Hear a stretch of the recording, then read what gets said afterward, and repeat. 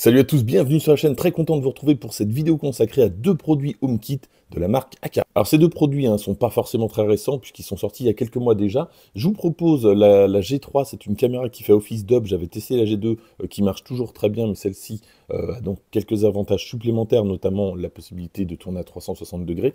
Et donc ici, un plafonnier compatible HomeKit qui est assez joli finalement, simple mais assez joli puisque vous allez voir, donc il est coloré, alors sur les côtés et sur la partie principale, c'est de la lumière chaude, de la lumière froide, mais vous allez voir que finalement ça rend plutôt pas mal.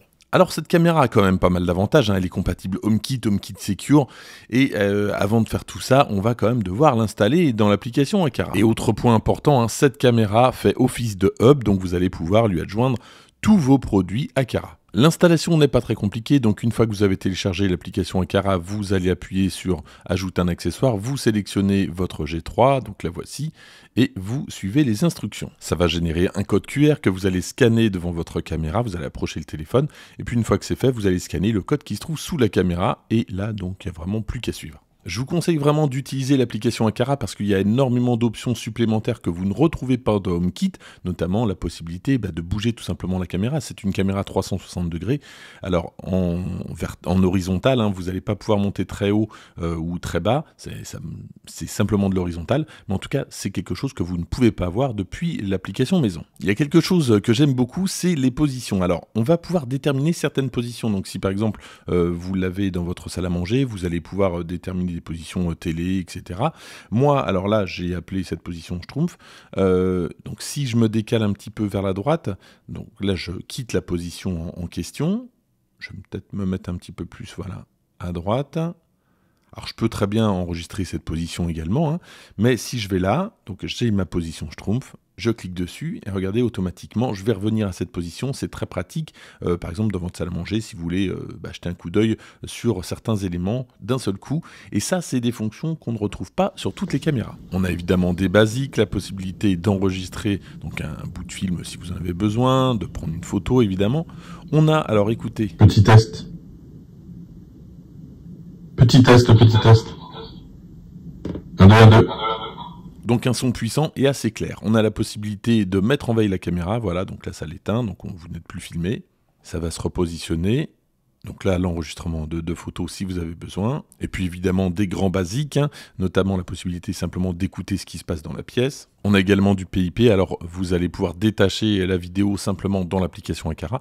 Et puis donc la possibilité de tourner donc la caméra à 360 degrés ici. Et puis il y a une grosse partie intelligence artificielle avec la détection des gestes, la détection des humains, des chiens, le suivi des chiens, des humains, on va le voir juste après. Et également la détection des visages, vous allez pouvoir entrer votre visage et vous allez avoir des informations différentes suivant si il a reconnu votre visage ou non. Un petit tour du côté de la détection d'humains, je trouve que ça marche vraiment très très bien. Regardez, donc tout de suite il m'a détecté. Je vais bouger. Alors, bon, si je cours, évidemment, hein, ça va pas me suivre, mais je trouve que ça suit vraiment très très bien. Pour le coup, j'ai eu d'autres caméras hein, qui ne suivaient pas aussi bien. Hop, regardez.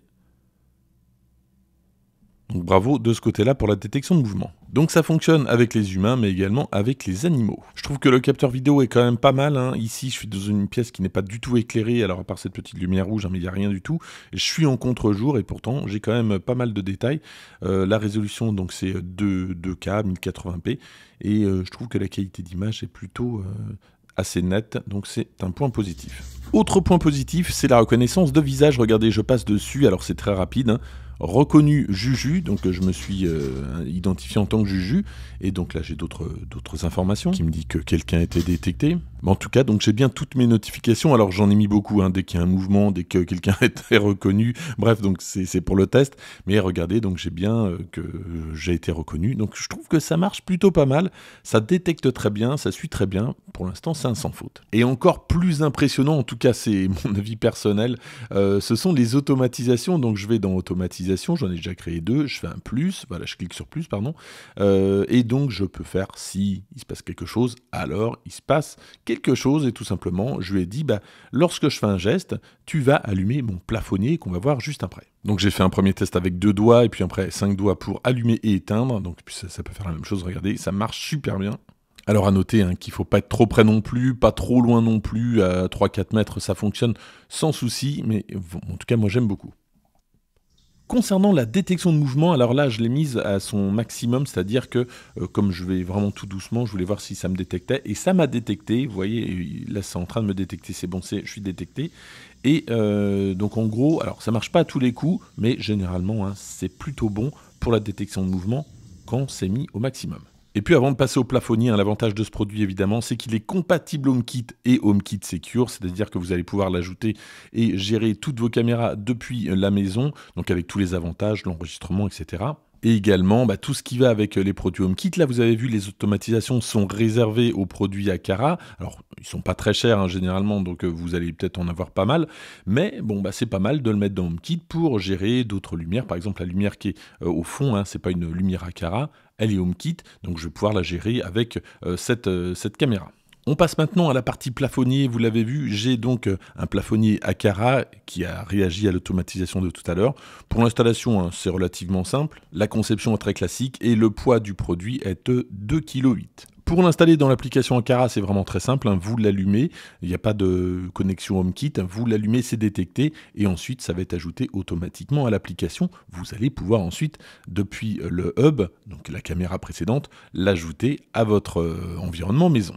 Alors ce plafonnier a quand même une petite particularité, c'est qu'il est décomposé en deux, on le verra tout à l'heure dans l'application maison. Regardez, alors pour comprendre mieux, je vais éteindre voilà, la partie principale au milieu, et vous voyez facilement qu'il y a une partie circulaire, donc un anneau autour, qui est lui coloré.